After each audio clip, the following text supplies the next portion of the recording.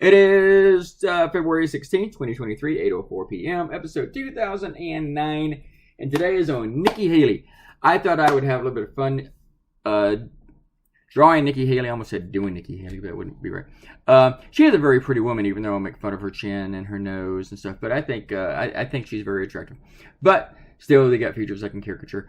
I also think she's just so full of shit, and I always believe that about her. She was like, oh, like defend this Confederate flag, making excuses for it like Republicans do, trying to straddle the line. And then she voted she signed the bill, the law, whatever, to remove it from the state grounds after a mass shooting in her state in the capital city. No, that was the capital. And it's Charleston. And capital is Columbia, South Carolina.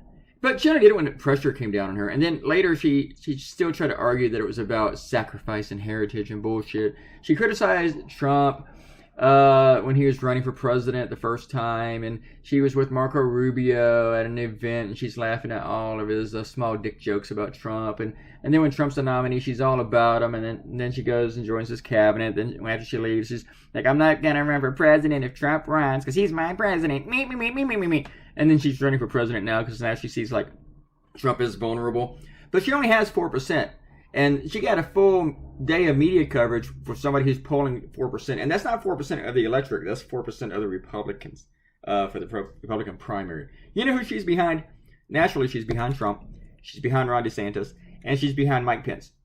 If you're in the Republican primary and you're behind Mike Pence, and there's like 15 other guys too, like Sununu and Chris Christie and other goons, except for Larry Hogan, he's a nice guy. Has no fucking chance. But if you're behind Mike Pence has double her numbers at 8%. Mike Pence has zero chance of ever being president in this country unless he he has zero chance. I can't think of any scenario where Mike Pence could be president. I can't even see him being appointed to a cabinet now and people dying off one by one until he's finally president. He's never going to be a vice president again. Nobody's going to pick him. And he's never going to be president. Just not going to happen. Not going to happen. Not going to happen. And Nikki Haley's behind him.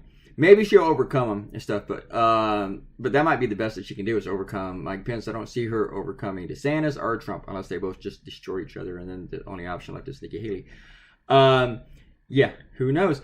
But she called for this mental competency test for anyone over 75 who's running, who's a political candidate. And I'm like, why didn't you call for that before Trump turned 75? Because this guy obviously was off his rocker, in 2016 before he was 75. And Trump happens to be 76 today, so you see where she's going with it.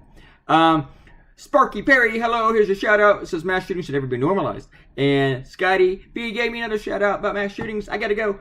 Bye guys, I'm out of time, sorry.